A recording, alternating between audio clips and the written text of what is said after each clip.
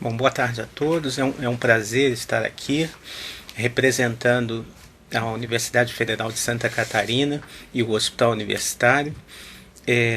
Trabalhamos lá no Núcleo de Ultrassonografia e Medicina Fetal, no ambulatório de pré-natal de alto risco, e hoje vamos falar sobre um tema muito importante, que é a prevenção da prematuridade.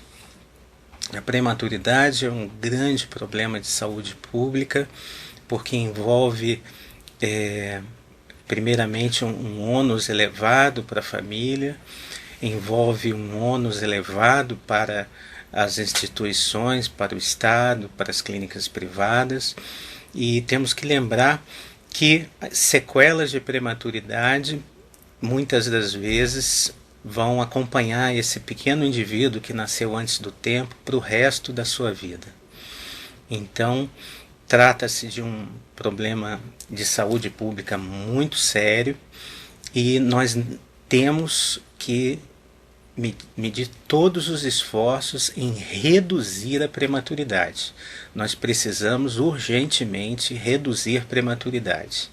É um tema muito complexo, porque a questão do nascimento antes do tempo é multifatorial, porém temos que identificar alguns fatores de risco, porque temos como prevenir de alguma forma muitos desses nascimentos. Então o objetivo de hoje é basicamente situar os senhores a respeito do que é possível fazer, como deveremos cuidar das nossas gestantes, evitando que elas venham a ter um bebê antes do tempo.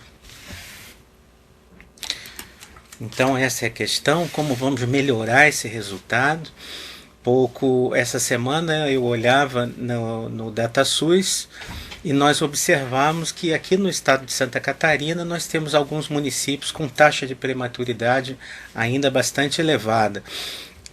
Considerando Santa Catarina como um dos estados com melhores índices de saúde do país, ainda assim nós temos localidades onde temos prematuridade ali da ordem de 15%, um pouquinho para mais, um pouquinho para menos. É hora de nós tentarmos mexer e tentarmos melhorar esse número. Como que a gente vai pensar em melhorar isso, né?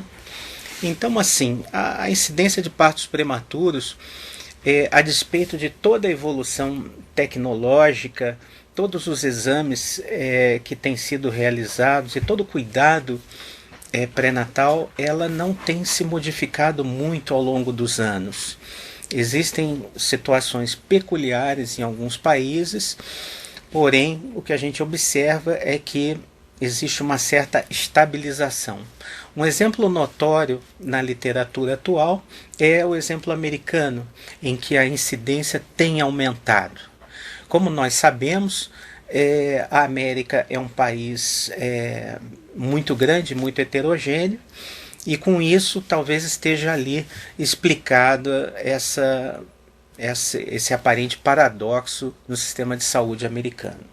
Na Europa nós temos valores da ordem de 5 a 8%, 10%, o que se mantém mais ou menos inalterado ao longo desses anos.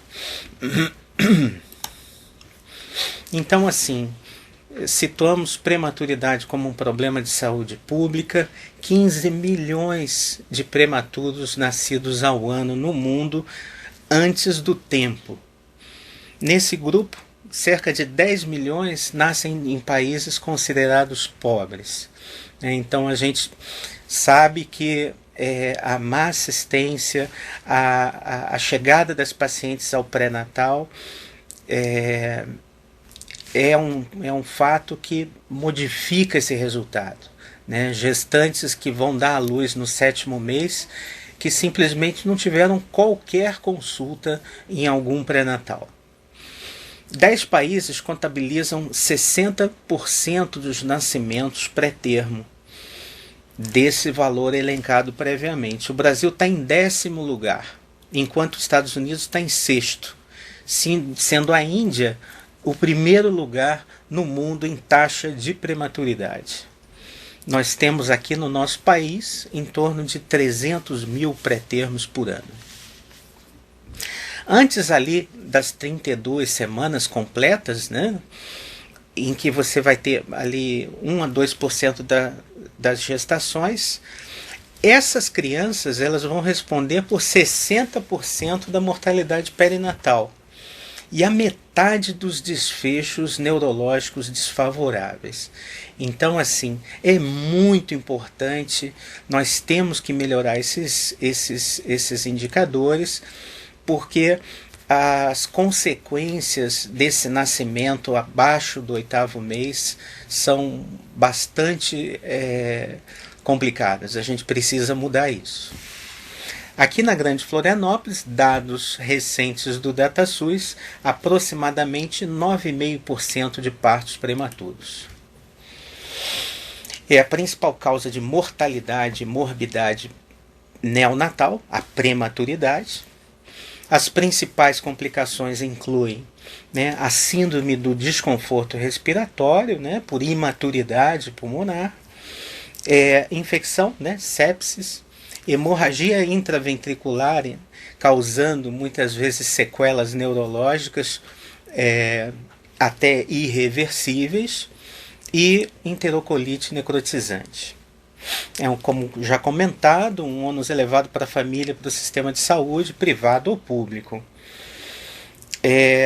Devemos lembrar que uma parcela considerável desses partos prematuros ainda é por conta de antecipações do parto. Então, assim, a importância do obstetra ter a certeza absoluta daquela idade gestacional.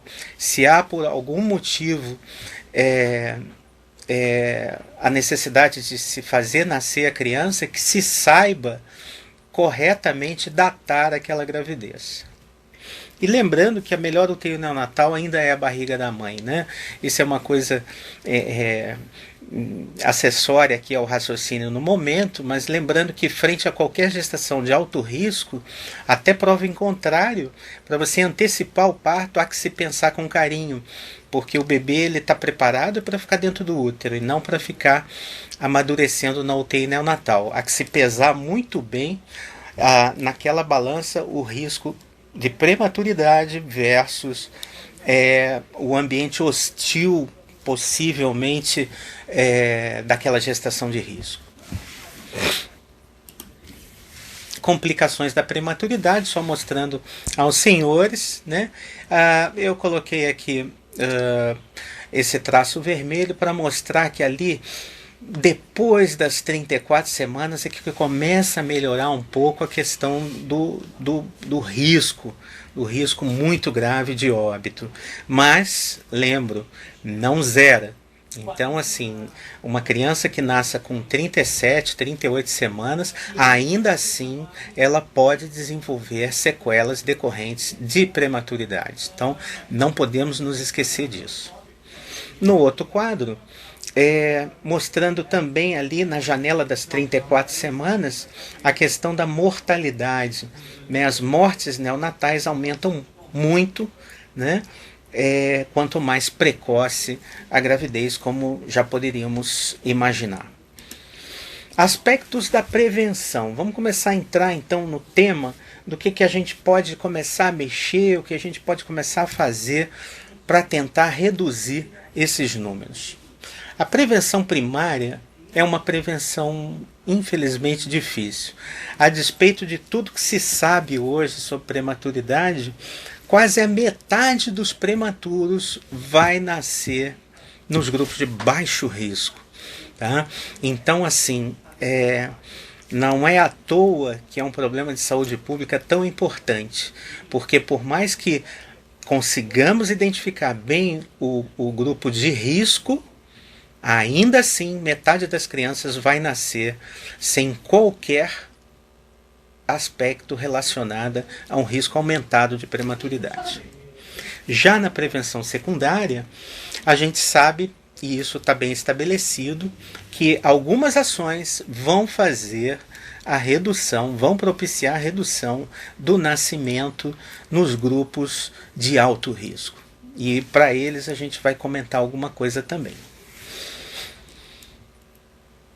Então ali, na nossa visão, né, aqui do Ministério da Saúde, da Federação das Associações Brasileiras de Ginecologia e Obstetrícia, a gente divide em 4 estágios de estratégia de prevenção do parto.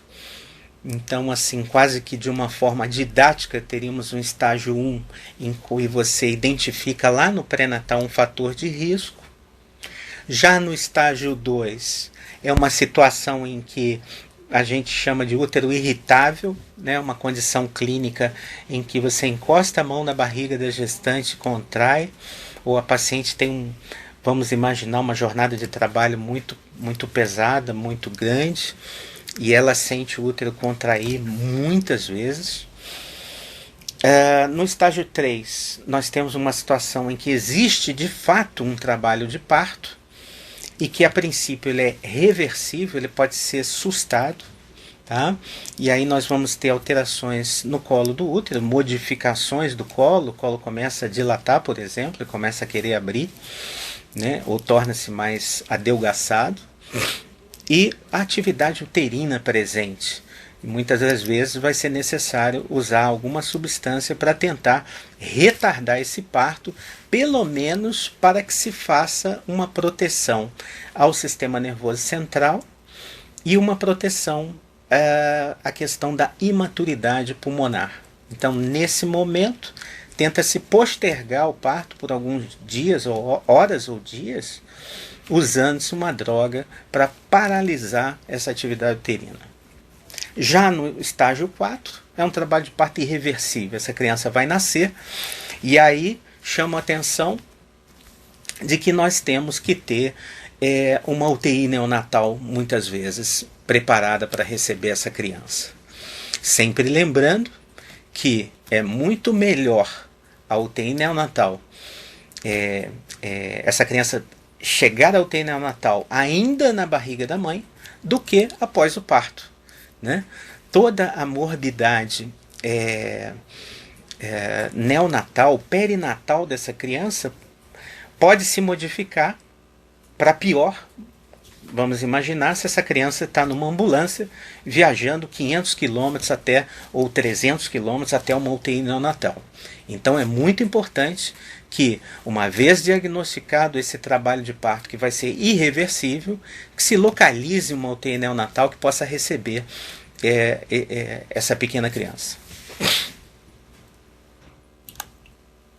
Identificando fatores de risco. A gente já sabe há muito tempo, né? Por mais que continuem nascendo as crianças, a gente já conhece esses fatores de risco, né? Vou elencá-los da forma como está aí apresentada para os senhores. Naquelas gestantes que não têm nenhum sintoma, né? Mas elas têm uma história de parto pré-termo, já é a segunda, já é a terceira gravidez. Doutor, eu tive 2 partos prematuros prévios, né? Então ela tem uma chance de mais de 50% de ter uma terceira criança prematura. A gestação gemelar, e aí eu abri um parêntese, né? Nunca estivemos tão bem na questão da reprodução assistida. Então nós temos mais gêmeos na população, nós temos mais mulheres engravidando após os 35 anos, isso aumenta a chance de vir a gerar uma gestação gemelar. Então nunca tivemos tantos gêmeos, né? O colo curto, né, que é um ponto que eu considero muito importante e vamos focar bastante hoje, né? Esse colo curto ele consegue identificar um grupo de gestantes de alto risco para nascimento antes das 34 semanas. Então é muito importante a avaliação ultrassonográfica desses colos. Naquelas pacientes sintomáticas, temos o falso trabalho de parto. Muitas vezes é aquela gestante que trabalha demais, tem um cansaço físico muito grande, o útero está sempre contraindo, mas não nasce de jeito nenhum. É um falso trabalho, é um útero chamado irritável, né? E trabalho de parto pré-termo propriamente dito, né? Com a paciente com sintomas bem evidentes e alterações cervicais. O colo começa a modificar, então essa paciente ela precisa ser triada para um local em que possa receber esse prematuro. Dentro do que a gente pode elencar de estratégia na avaliação desse risco, é importante lembrarmos de uma integração de uma avaliação clínica, eventualmente testes bioquímicos, que não, na verdade, esses não dispomos com muita facilidade aqui em nosso país. Temos que rastrear a infecção, isso é uma coisa muito importante. E, eventualmente, vamos precisar monitorar a atividade uterina. Então, isso é um conjunto de fatores que, integrados, podem fazer com que a gente tenha uma melhora nesse resultado perinatal. Marcadores clínicos de prematuridade, né? O que a gente vai identificar nessas gestantes, né? Com relação ao passado obstétrico, com relação a variáveis demográficas, a gente tem que lembrar das gestações gemelares, da paridade, os pré-termos prévios, como eu comentei, cuja história é muito rica, então é importante. O histórico de abortamentos deve ser sempre bem discutido na anamnese. A idade da gestante, quer dizer, sempre extremos da vida reprodutiva, a mulher muito jovem ou a mulher muito idosa aumenta risco de prematuridade. O biotipo da gestante, né? Peso, padrão nutricional é muito importante, né? A questão nutricional está ligada diretamente à prematuridade, então a mulher tem que comer bem, tem que se alimentar bem, tem que dormir bem. E temos que lembrar, infelizmente, de drogas ilícitas. O próprio álcool também, em dose elevada, ele pode aumentar a questão do nascimento prematuro, e o tabagismo. Então não podemos esquecer de ter essa história muito bem colhida na anamnese, acolher muito bem essas gestantes que precisam de ajuda no que tange a drogas ilícitas, particularmente, e o álcool. Né, chamo muito atenção para o álcool, né, porque o álcool é uma substância que até certo ponto ela socialmente ela é aceita, e infelizmente temos observado números crescentes de consumo de álcool na gestação. Não bastasse a chance de uma embriopatia, uma fetopatia alcoólica, nós ainda temos o aumento, a elevação dos números de prematuridade.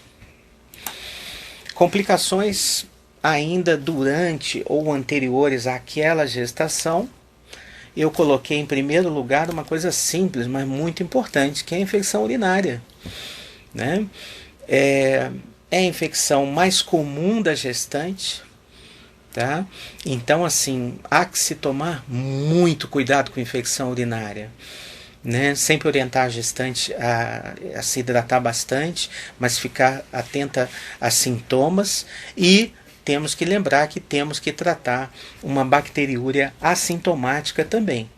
Muitas das gestantes, pelas características próprias da gestação, elas vão evoluir para uma infecção generalizada, primeiro para uma pielonefrite, uma infecção urinária alta, e dali, eventualmente, para sepsis. Então, é muito importante o cuidado com a infecção urinária. Lembro, não está elencado ali, mas a infecção das infecções periodontais também. Então é muito importante saber se essa gestante ela tem um cuidado, se ela tem ido ao dentista, se ela se cuida, como é que está a saúde bucal dessa mulher. Infecções genitais, muitas das vezes associadas à ruptura da bolsa, né, por enfraquecimento ali, resposta inflamatória local. Sangramentos no segundo trimestre, alterações do líquido amniótico, né, tanto para mais quanto para menos, malformações uterinas, não tão frequentes, mas é bom que se saiba, né? Idealmente até prévio à gestação.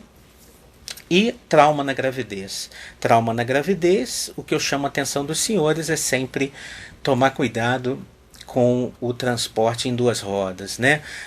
Cada vez mais gestantes no mercado de trabalho se locomovendo, às vezes, principalmente nos grandes centros, com motocicleta, né? Sempre é um risco maior, né? A gestante tem um centro de gravidade alterado também, então assim, há que se tomar cuidado com as mulheres dirigindo suas motocicletas por aí. Na consulta pré-natal, uma anamnese adequada, vamos ouvir bastante essa gestante. O passado obstétrico dela é fundamental por conta desse histórico de gestação pré-termo prévia. Não esquecer das infecções clínicas ou subclínicas. Especial cuidado com o trato urinário e doença periodontal, como já comentado. Sempre valorizar as queixas da gestante, conversar com calma, ouvir essa gestante, saber de como é que é a rotina de trabalho dessa mulher. Vejam só, pacientes de risco devem modificar o estilo de vida e a jornada de trabalho. Ela precisa dormir também adequadamente, tem que ter um sono de qualidade e precisa repousar durante o dia muitas vezes. Cuidar da alimentação, cuidar da hidratação. Ainda no pré-natal, durante a anamnese, é importante, focando no passado obstétrico, o período na qual ocorreu um parto prematuro prévio ou abortamento. Isso é uma coisa interessante, deve ser bem analisado, né? Porque, vejam só, até 22 semanas, perda de gestação sem atividade uterina. Ela nunca percebeu que o útero estava contraindo, nenhuma dor. Usualmente, após ruptura da bolsa, chama atenção para um quadro clínico que é a incompetência istmo-cervical, que é uma verdadeira tragédia obstétrica, porque nem sempre fácil de ser diagnosticada, geralmente é diagnosticada depois de uma primeira perda, né? E a paciente é completamente assintomática, ela nada percebe, ela levanta em um determinado momento para ir pegar um copo d'água e a bolsa rompe e ela tem um parto com 24 semanas. Perdas mais tardias podem estar associadas a uma simples infecção urinária não tratada ou mesmo tratada inadequadamente. Então é muito importante essa questão de um tratamento eficaz para aquela gestante com infecção do trato urinário. Ainda no pré-natal, né, solicitando PU, urinocultura, idealmente ao menos uma vez por trimestre, né, ou quando a paciente tiver sintomatologia. Tratar bacteriúria sem sintomas, né, bacteriúria assintomática, consoante o resultado do antibiograma realizado. E lembrar da ingesta frequente necessária de líquidos durante a gravidez. Vejam só, a gente vai agora falar sobre uma medida singela, né, uma medida que pode ser realizada no pré-natal sem maiores problemas, que consiste na avaliação ultrassonográfica do comprimento do colo do útero. Já sabemos que essa medida ela tem um valor preditivo, né? Ela consegue separar grupos de baixo e de alto risco naquele período ali entre 20 e 24 semanas. Então, este seria o período ideal. Não menos, não mais. 20 a 24 semanas, um período ideal, uma janela de um mês, para que essa gestante possa ser rastreada. Nesse gráfico colocado aqui para vocês, a gente observa que quando a gente tem um colo acima de 3 centímetros, né, 30 milímetros, o risco de nascimento abaixo de 34 semanas, vejam, é muito baixo. Independente de qualquer quadro clínico, né? Quer dizer, apenas pela observação do tamanho do colo. Ao revés, se observarmos ali um colo abaixo de 20 milímetros, Observe, senhores, como o risco de nascimento aumenta.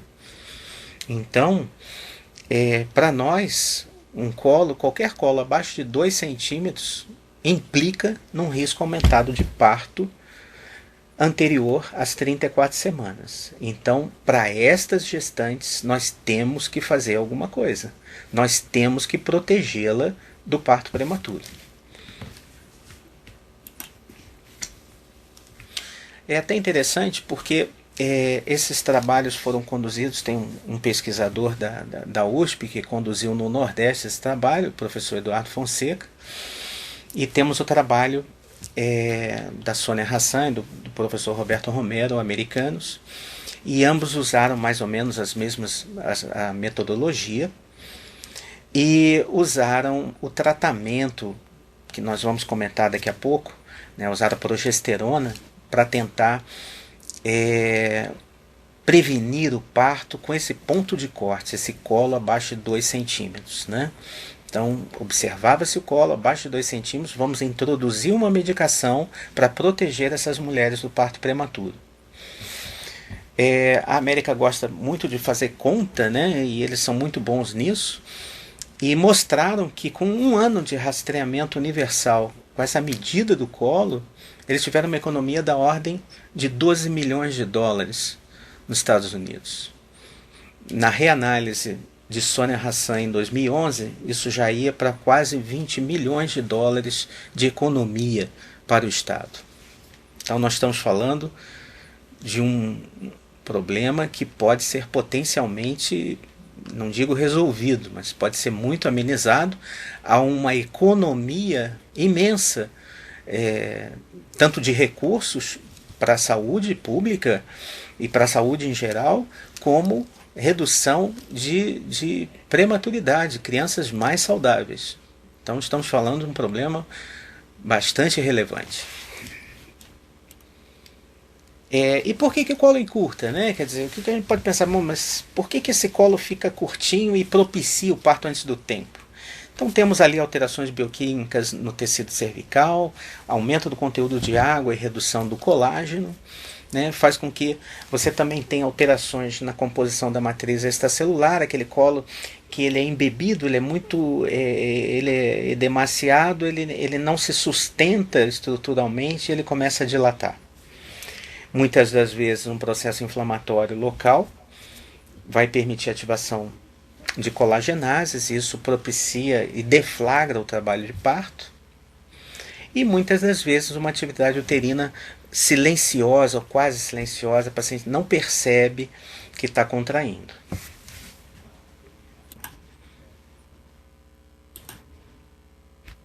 Como é que a gente avalia o colo pelo ultrassom?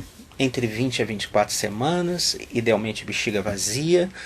A avaliação ideal ainda é a avaliação por abordagem endovaginal. É muito mais fácil e mais preciso você fazer essa medida com o transdutor do ultrassom na via endovaginal.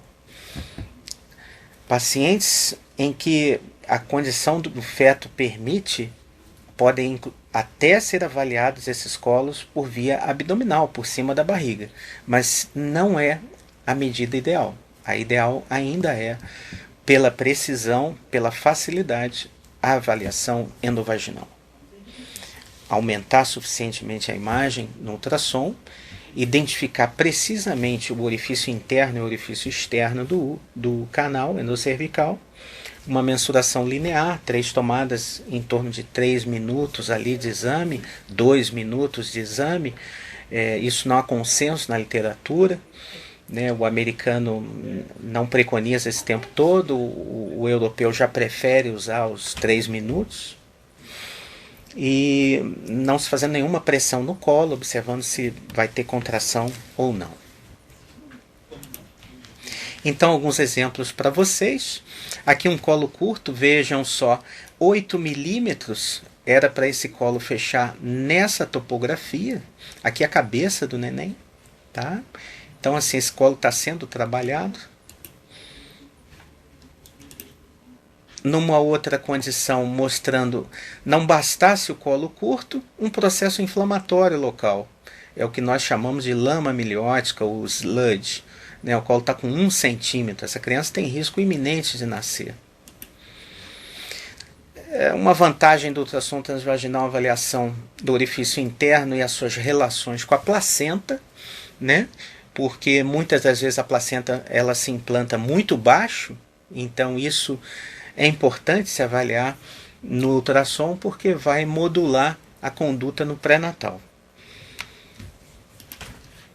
Fenômenos associados, também pela avaliação endovaginal ou abdominal, a gente tem que observar, por exemplo, o acretismo, né?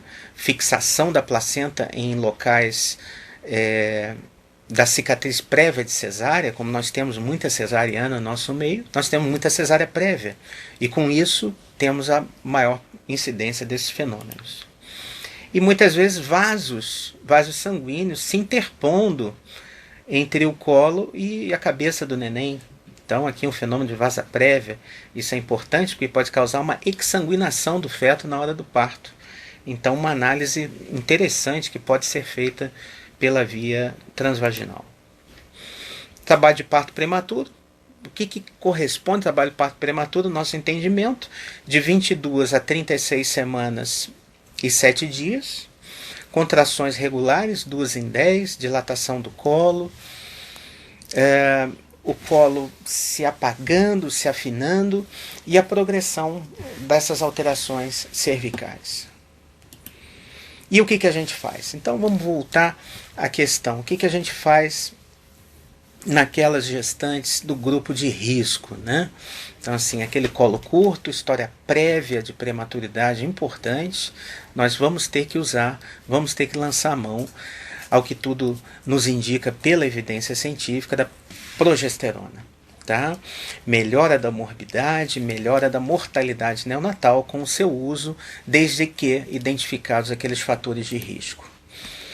Parece que a progesterona tem um efeito relaxante sobre a musculatura uterina, bloqueia os efeitos da ocitocina, tem alguma atividade anti-inflamatória e imunossupressora. Então, uma droga muito interessante para ser usada nesse momento. Dentro da busca por evidência científica, na biblioteca Cochrane, mostra que a progesterona está associada com benefícios em pacientes consideradas de risco. Como é que a gente usa a progesterona? Simples, o ideal, assim, o que mais tem sido usado, uma cápsula vaginal gelatinosa, uma dosagem de 200 miligramas, uma vez ao dia, pode ser à noite, inserida mais profundamente, idealmente até umas 36 semanas, naquelas pacientes de risco. Não tem efeitos colaterais significativos e nenhum efeito para o feto. Aqui só mostrando o grande pai da medicina fetal, mostrando que não fazer nada é uma opção que não existe mais para essas mulheres. O tratamento é progesterona vaginal. Professor Stuart Campbell de Londres. Aqui falando brevemente, pacientes de alto risco, ali medir o colo, se tiver curto, entra com a progesterona.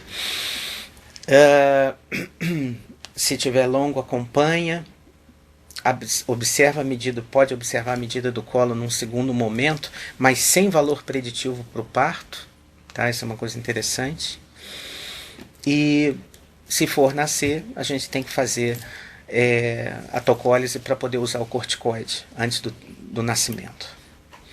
Aqui lembrando aos senhores, mostrando uma bolsa herniada no pré-natal, tá? Então aqui temos o colo completamente aberto, já tem um pezinho quase saindo. Essa imagem é uma imagem minha. Eu me lembro que essa criança nasceu algumas horas depois desse exame.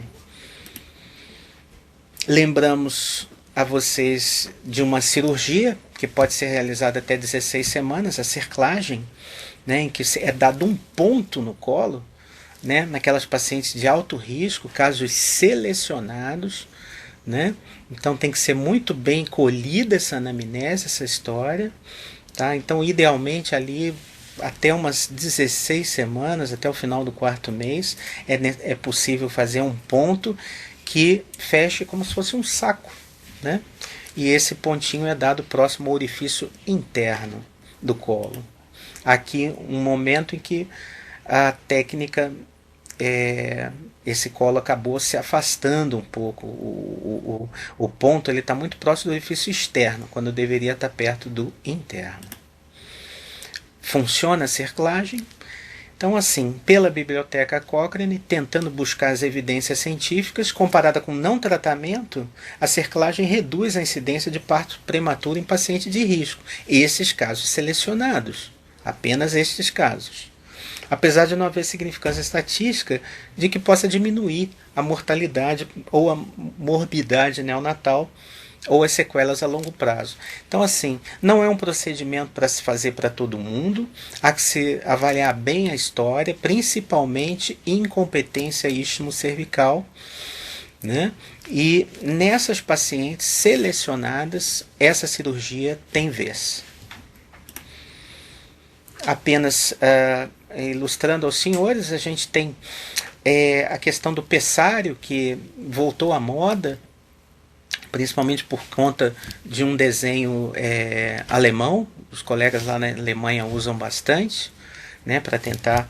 É uma peça de silicone que entra no colo, ela consegue prender mecanicamente ali o colo. Só temos na Biblioteca Cochrane um ensaio clínico randomizado que foi favorável, mas são necessários mais testes. Então não é também uma intervenção que deva ser feita indiscriminadamente. Casos selecionados, aqui no Brasil nós temos apenas um fabricante e os outros pessários teriam que ser importados. Aqui o exemplo do pessário de Arabin, o pessário alemão, em que ele fica ocluindo aqui o colo mecanicamente, é como se fosse, mal comparando, com um diafragma inserido profundamente na vagina.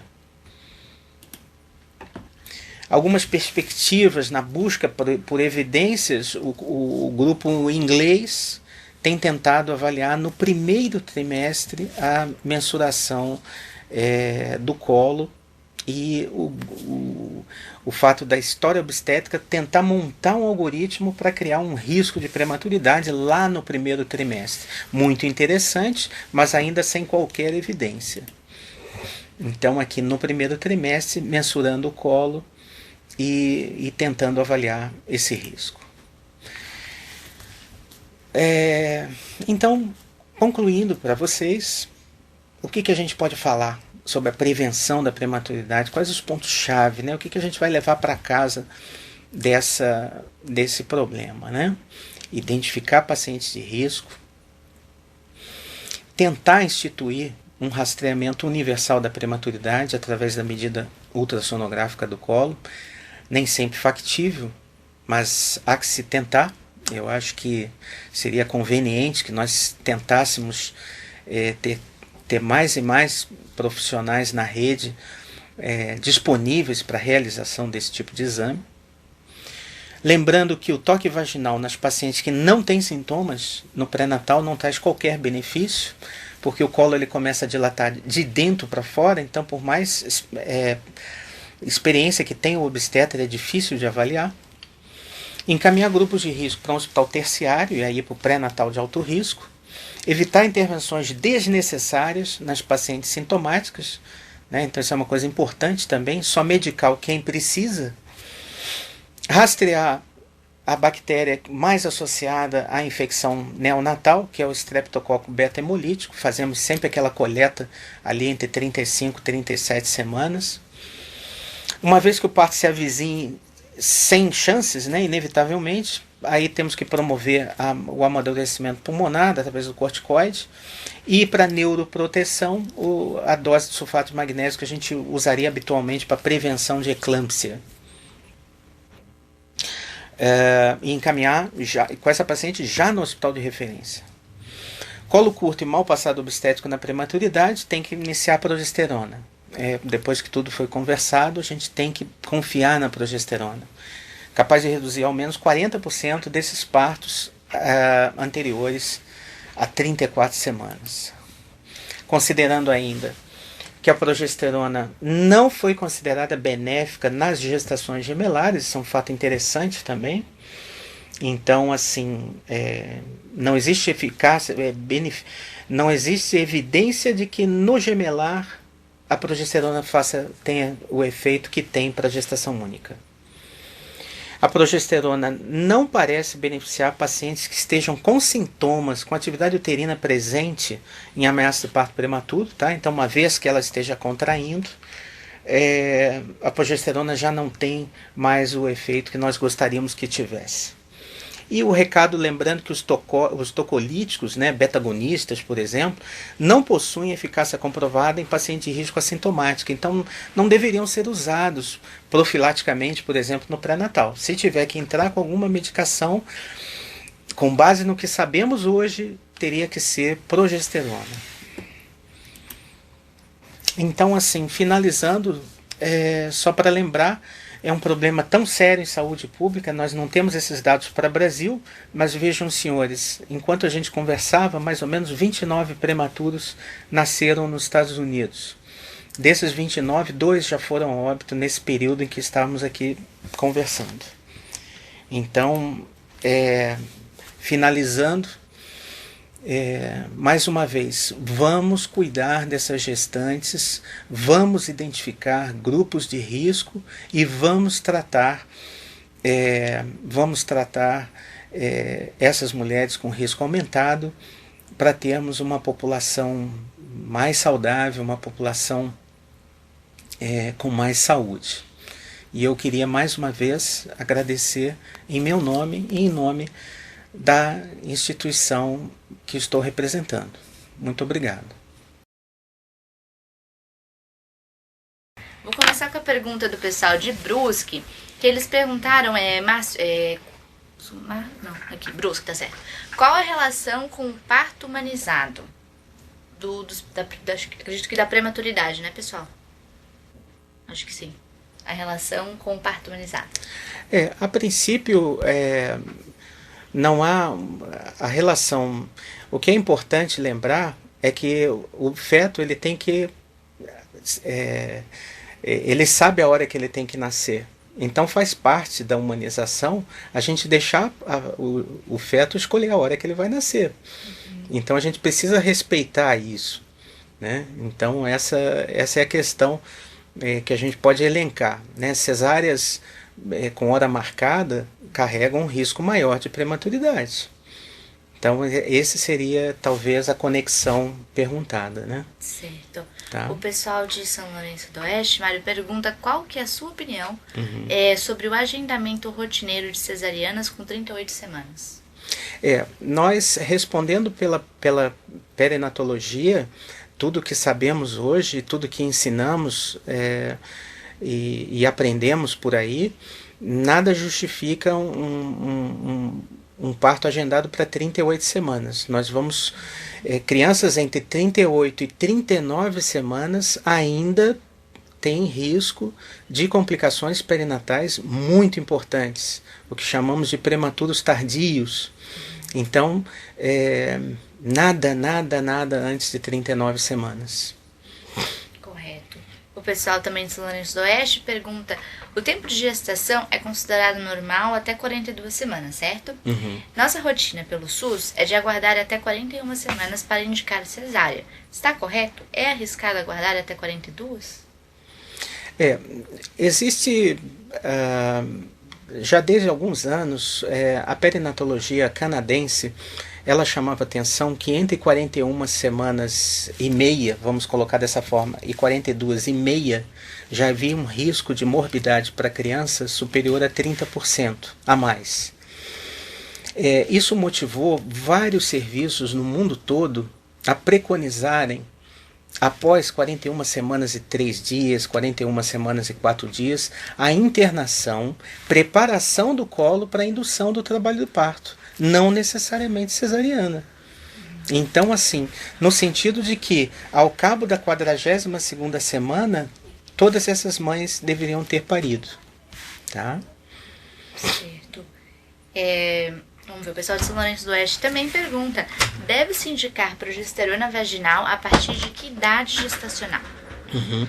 Bom, tão logo, se a paciente estiver no grupo de alto risco para prematuridade, nós podemos começar tão cedo quanto 16 semanas. Mas habitualmente ela é iniciada em torno de 20 semanas por conta da avaliação também do colo. Tá? Então, imaginaríamos entre 16 a 20 semanas o início da medicação. Correto. O pessoal de Maravilha pergunta se a inibina ajuda a prevenir o parto prematuro ou se é só um mito. Não existe nenhuma evidência científica do benefício. Nenhuma evidência científica robusta, né? Vamos ver aqui o pessoal de São Lourenço do Oeste fazendo um comentário, então, sobre as cesáreas de 38 semanas por opção, eles dizendo que infelizmente são muito comuns. Lamentavelmente. Nós temos que mudar isso. Né? Nós tivemos o Congresso Catarinense agora essa semana e isso foi muito discutido. Correto. Vamos ver, o pessoal de Doutor Pedrinho, por que a gestação depois dos 30 anos é mais difícil? Eu não entendo. Difícil com relação a engravidar, será? Pessoal, vocês Não podem tirar aqui, esclarecer pra gente? Vocês querem dizer em relação... Vamos ver. Não, eles não responderam. Em relação a engravidar mesmo ou a prematuridade, talvez, não sei. Não ficou clara a pergunta. Pessoal de Doutor Pedrinho, vocês esclarecem pra gente já volta pra pergunta de vocês. O pessoal de São Lourenço do Oeste perguntando se existe relação entre a idade da gestante, a mesma pergunta, e a prematuridade. Sim, como eu comentei na nossa exposição, os extremos da vida reprodutiva. A mulher muito jovem, né, e aí vamos colocar abaixo dos 16 anos, né, e a mulher no outro extremo, após os 40 anos. Tá? Vamos ver, mais alguma pergunta, pessoal, mais alguma dúvida? Só que eles mandaram vários parabéns aqui, tá, Mário? Legal. Pessoal de Brusque, então, infelizmente... sim, eles falando que não puderam participar do congresso, mas que eles estavam, né, querendo acompanhar a discussão da Rede Cegonha. Sim. Estamos todos juntos. Nós temos que modificar esses números. Com certeza. O pessoal, na verdade, está bastante feliz com falando aqui, pessoal de São Lourenço do Oeste, assunto importante, interessante e uma excelente exposição da sua parte, Mário. Então ficaram bem contentes com a web. Gente, mais alguma dúvida? Se vocês quiserem talvez compartilhar alguma experiência. O pessoal de Blumenau pergunta se a gestante tabagista é indicado o uso de adesivos de nicotina ou balas como opção de tratamento? É uma pergunta difícil de ser respondida, porque não vai funcionar para muitas gestantes. Eu chamo a atenção que esse tipo, no nosso ambulatório aqui no HO, na UFSC, nós temos o atendimento simultâneo com a psicologia médica. Eu acho que é muito importante essa abordagem. Muitas vezes a gestante ela não tem uma aderência ao que a gente propõe para ela, mas ela adere muito mais ao que a enfermagem consegue passar para ela e o que a psicologia médica também. Então, chamo atenção para esses casos que haja um atendimento multidisciplinar. Correto. Vamos ver, acho que pararam de digitar, o pessoal de Brusque digitando. Se quiser fazer mais alguma consideração, Mário, fica à vontade. Eu queria só apenas chamar muito atenção para isso. Vamos diminuir esses números, nós precisamos diminuir esses números. Né? Eles são incompatíveis com o nível de saúde que a gente merece, que Santa Catarina merece. Então, temos que abrir frentes para redução da prematuridade em nosso estado. Correto. O pessoal de Brusque falando, a artéria femoral dilatada atrapalha na hora do parto normal? A princípio não. A princípio não. E o pessoal de Doutor Pedrinho falando, eles concordando com você que precisa também, além disso, diminuir as cesáreas desnecessárias. É sempre não há assunto. Dúvida. Isso no Brasil inteiro. Temos que diminuir. Temos que diminuir mesmo. Sempre um assunto em pauta, né? A questão das Infelizmente. Né? O bebê ele tem que ser respeitado, né? Ele precisa que que seja oferecido a ele a hora que ele deve nascer. E não se marcar uma cesariana porque é aniversário do pai da criança, né? Certo. Falando que virou moda, né? O pessoal aqui falando. Realmente é um assunto que a gente já discutiu também aqui no Telesaúde em outras oportunidades, porque nunca para, né? Nunca esgota. Você sempre tem coisas aí pra falar. Sempre tem coisa para falar. O pessoal de Brusque perguntando se candidíase de repetição prejudica o bebê. Não prejudica o bebê. Mas é um fator de risco para a prematuridade. Além de ser um incômodo para a gestante muito grande. Né? O pessoal de Uruçanga pergunta se o cordão umbilical com uma artéria e uma veia é indicativo de provável interrupção de gestação. Absolutamente não. Daí o pessoal também de Brusque, voltando aí à questão das cesáreas, talvez pedindo uma opinião, como fazer quando os médicos vendem a cesárea para a gestante? Eu acho que nós, dentro das sociedades médicas, associações médicas, nós temos que... Isso é uma questão cultural já do brasileiro, né? Então, assim, muitos das obstetras não teriam seus filhos de parto normal de jeito nenhum. Então, enquanto não se mudar esse paradigma, enquanto nós como docentes também nas universidades, nós também temos que levar isso para as nossas alunas, né? Porque as nossas alunas são formadoras de opinião. Então, é uma questão complexa, né? Mas, enfim, já vi dias piores. Eu acho que as coisas estão melhorando. Eu sou otimista. O pessoal de Dr. Pedrinho pergunta se DST pode trazer, além de já falaram da candidíase, mas se DST pode trazer sérios problemas ao bebê. Sem dúvida.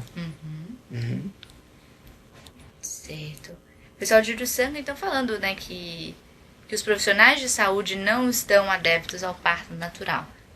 Desse problema aí também. Correto. Pessoal, mais alguma dúvida que vocês tenham sobre o assunto de hoje? Então, sobre a prevenção então de partos prematuros. Vamos ver. A cesárea sempre volta, Mário. Temos que falar. É verdade. Mas o pessoal de Brusque está falando que Blumenau reduziu a taxa de cesariana com a entrada das doulas nos hospitais. Seria algo a ser pensado a nível de Brasil? É uma boa alternativa, mas há que se estudar com carinho e normatizar todos esses procedimentos e também capacitar as doulas para um atendimento de qualidade que a gente gostaria. É uma alternativa factível. E uma pergunta pessoal de Brusque: parto com analgesia vale a pena para a gestante e o bebê? Alguns casos tem uma indicação bastante precisa. Então, é uma ferramenta que nós devemos dispor. Não para todas as gestantes, mas algumas se beneficiam e muito do procedimento.